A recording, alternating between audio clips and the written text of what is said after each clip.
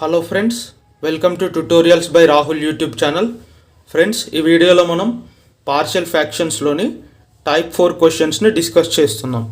Type 4 అంటే question ఏ విధంగా ఉంటుందంటే f of x divided by x square plus a whole power n. ఈ టైప్ ఉంటే క్వశ్చన్ మనం వాటిని ఎలా రీసాల్వ్ చేయాలో పార్షియల్ ఫ్రాక్షన్స్ లెక్క ఈ వీడియోలో చూద్దాం. ఓకే, క్వశ్చన్ అనేటువంటిది ఈ టైప్ ఉంటే ఈ ఫార్ములాని యూజ్ చేసి మనం పార్షియల్ ఫ్రాక్షన్స్ లెక్క దాన్ని ఎక్స్పాండ్ చేయడం జరుగుతుంది. ఇక్కడ ఒక ఎగ్జాంపుల్ తీసుకోండి. ఏమి ఇచ్చారు? Example X divided by x square plus 2 whole square అని ఇచ్చారు. ఓకే, ఇది అనేటువంటిది ఈ టైప్ 4 లెక్క ఉంది. సో ఈ ఫార్ములాని యూజ్ చేసి దాన్ని మనం ఈ విధంగా పార్షియల్ ఫ్రాక్షన్స్ లెక్క ఎక్స్పాండ్ చేయడం జరిగింది. ఓకే, ఈ టర్మ్స్ని ఎలా యాడ్ చేయాలంటే ఇక్కడ అడిషన్ ఉంది కదండి, ఈ టర్మ్స్ని ఇప్పుడు ఎలా యాడ్ చేయాలనేది ఇప్పుడు చూద్దాం. ఈ టర్మ్స్ని యాడ్ చేయాలంటే ఈ ఫ్రాక్షన్స్ లెక్క ఉన్నాయి. సో ఫస్ట్ మనం ఈ డినామినేటర్స్కి ఎల్సిఎం చేయాలి. ఇక్కడ డినామినేటర్స్ ఏమున్నాయి? X square plus 2 whole power 1, ఇంకొకటి X square plus 2 whole power 2 ఉన్నాయి. సో వాటినే మనం ఇక్కడ రాసి నార్మల్గా ఎల్సిఎం ఎలా చేస్తామో అలా చేసాము. నెక్స్ట్ దీనికి ఎల్సిఎం ఏమొస్తుందంటే ఇక్కడ చూడండి, ఇటు దిక్కు ఏముంటే వాటి యొక్క మల్టిప్లికేషన్ ఎల్సిఎం అనేటువంటిది వస్తుంది. సో ఇటు దిక్కు ఏమున్నాయి? ఎక్స్ స్క్వేర్ ప్లస్ 2 ఉంది, ఇంకొకటి కూడా ఎక్స్ స్క్వేర్ ప్లస్ 2 ఉంది. సో వీటిని మల్టిప్లై చేస్తే మనకు x square plus 2 whole square అనేటువంటిది వస్తుంది ఎల్సిఎంగా. సో దాన్ని మనం ఇక్కడ రాసాము x square plus 2 whole square అనేటువంటిది. నెక్స్ట్ ఈ న్యూమరేటర్ టర్మ్స్ ఎలా వచ్చాయంటే ఇప్పుడు చూడండి, ఇక్కడ x square plus 2 whole power 1ని ఇంకొక x square plus 2 whole power 1 తోటి మల్టిప్లై చేస్తేనే కదండి మనకు x square plus 2 whole square వచ్చేది. అందుకే మనం ఇక్కడ ఇంకొక ఎక్స్ స్క్వేర్ ప్లస్ 2 ఇంటూ ఈ న్యూమరేటర్ రాసాము. ఓకే, నెక్స్ట్ ఇక్కడ ఉంది చూడండి, ఈ denominator X square plus 2 whole square, దీన్ని దేనితో మల్టిప్లై చేస్తే X square plus 2 whole square వస్తుంది. దీన్ని 1 తోటి మల్టిప్లై చేస్తేనే కదా అండి X square plus 2 whole square వచ్చేది. అందుకే ఆ 1 ఇంటూ న్యూమరేటర్ ఇక్కడ రాసాము. ఓకే, ఈ విధంగా రాసాము. నెక్స్ట్ ఏం చేయాలి? ఈ డినామినేటర్ సేమ్ ఉన్నాయి కాబట్టి బోత్ సైడ్స్ డినామినేటర్ అనేటువంటి క్యాన్సిల్ అయ్యి నెక్స్ట్ ఏం మిగులుతుంది? ఓన్లీ న్యూమరేటర్ టర్మ్సే మిగులుతాయి. నెక్స్ట్ దీన్ని ఎక్స్పాండ్ చేయాలి. ఏ విధంగా ఎక్స్పాండ్ చేయాలంటే అన్నీ ఇక్కడ చూడండి, ఇక్కడ ఎక్స్ క్యూబ్ టర్మ్స్ అన్నీ సపరేట్ చేస్తాం, ఎక్స్ స్క్వేర్ టర్మ్స్ అన్నీ సపరేట్ చేస్తాం, ఎక్స్ పవర్ 1 టర్మ్స్ అన్ని సపరేట్ చేసాం, ఎక్స్ పవర్ 0 టర్మ్స్ అన్ని సపరేట్ చేసాం. దీన్ని మనం ఈక్వేషన్ 2 అనుకుంటున్నాం. ఓకే, నెక్స్ట్ ఏం చేయాలంటే compare the coefficient of X cube on both sides in equation 2. ఈ ఈక్వేషన్ 2లో ఎక్స్ క్యూబ్ టర్మ్స్ ఉన్నాయి చూడండి, ఇటు దిక్కున్నాయి. సో వాటి యొక్క కోఎఫిషియంట్ని కంపేర్ చేయాలి. ఇటు దిక్కు ఎక్స్ క్యూబ్ టర్మ్స్ ఏం లేవు కాబట్టి దానికి 0 పెట్టుకున్నాం మనం. ఇటు దిక్కు ఎక్స్ క్యూబ్ టర్మ్స్ ఉన్నాయి, దాని యొక్క ఏం చేయమంటుండు? Coefficient compare చేయమంటుండు. అటు ఇటు దిక్కు ఎక్స్ క్యూబ్ యొక్క టర్మ్ కోఎఫిషియంట్ ఎంత? ఏ. అందుకే ఏ ఈక్వల్స్ టు ఇటు దిక్కు ఏం లేదు కాబట్టి ఎక్స్ క్యూబ్ టర్మ్ 0 పెట్టాం. ఓకే, ఈ విధంగా మనకి ఏ వాల్యూ వచ్చింది. నెక్స్ట్ ఏం చేయాలి? Compare the coefficient of X square on both sides in equation 2. ఈ ఈక్వేషన్ 2లో ఎక్స్ స్క్వేర్ టర్మ్స్ యొక్క కోఎఫిషియంట్స్ని కంపేర్ చేయాలి. ఇటు దిక్కు ఏముంది? ఎక్స్ స్క్వేర్ టర్మ్ ఏం లేదు కాబట్టి 0 పెట్టినాం. ఇటు దిక్కు ఏముంది? ఎక్స్ స్క్వేర్ టర్మ్ ఉంది కదండి, ఎక్స్ స్క్వేర్ టర్మ్, దాని యొక్క కోఎఫిషియంట్ ఏంది? బి. అందుకే బి ఈక్వల్ టు 0 వచ్చింది. ఓకే, నెక్స్ట్ ఏం చేయాలి? Compare the coefficient of X power 1 on both sides in equation 2. ఈ ఈక్వేషన్ 2లో ఎక్స్ పవర్ 1 యొక్క కోఎఫిషియంట్స్ని కంపేర్ చేయాలి. ఇటు దిక్కు ఎక్స్ పవర్ 1 యొక్క కోఎఫిషియంట్ ఏముంది? 1 ఉంది.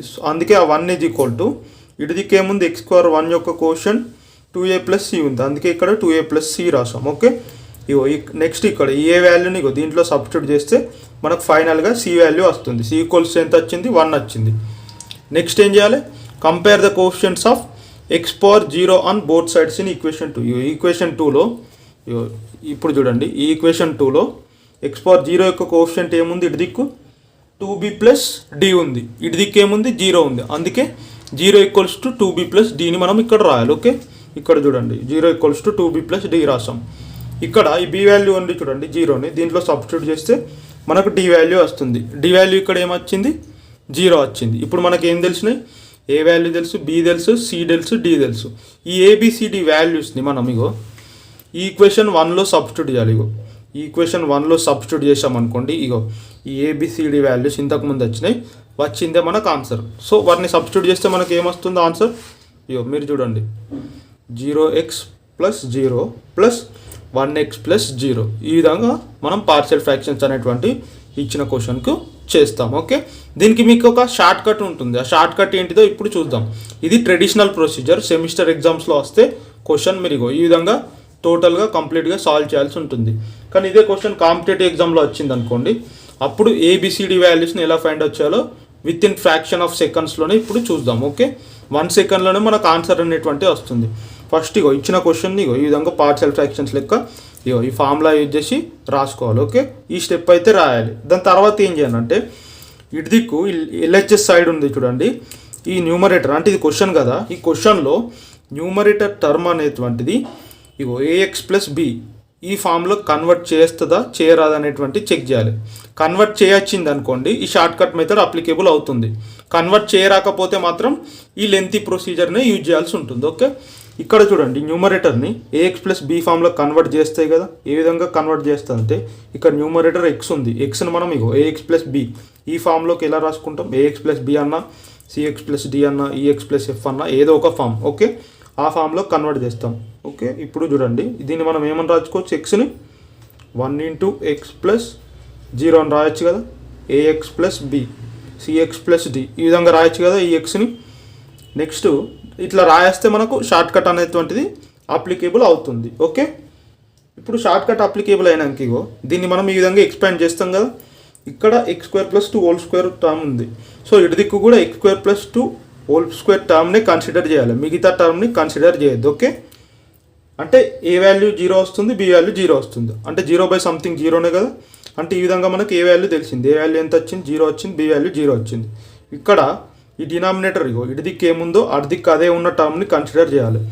ఇప్పుడు ఇది ఏమవుతుంది, ఇది సి అవుతుంది, ఇది డి అవుతుంది. ఓకే, ఈ విధంగా మనకి ఇగో సి వాల్యూ ఎంత వచ్చింది 1 వచ్చింది, డి వాల్యూ 0 వచ్చింది. ఇంతకుముందు కూడా అంతే వచ్చింది, A0 P0 C1 D0. Okay, ఈ విధంగా మనం ఈ క్వశ్చన్ని విత్ ఇన్ ఫ్రాక్షన్ ఆఫ్ సెకండ్స్లోనే ఏబిసిడి వాల్యూస్ని ఫైండ్ అవుట్ చేయొచ్చు. ఓకే, ఇప్పుడు మీరు ఇంకొక క్వశ్చన్ చూస్తే దానికి మీరు అర్థమవుతుంది.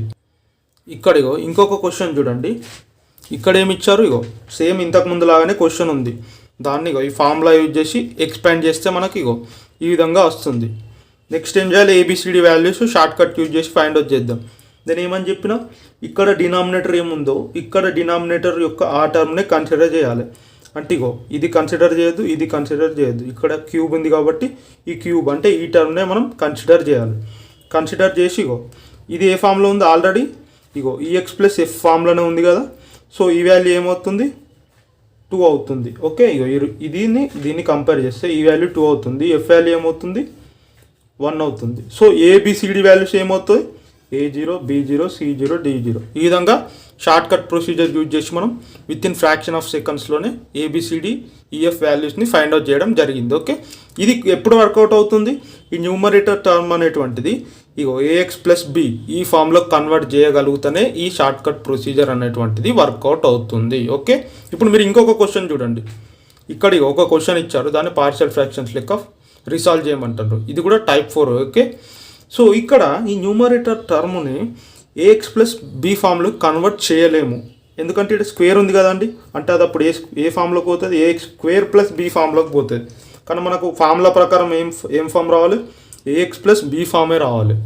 సో దీంట్లో స్క్వేర్ టర్మ్ ఉంది, అంటే ఏఎక్స్ ప్లస్ బి ఫామ్లోకి మనం కన్వర్ట్ చేయలేము.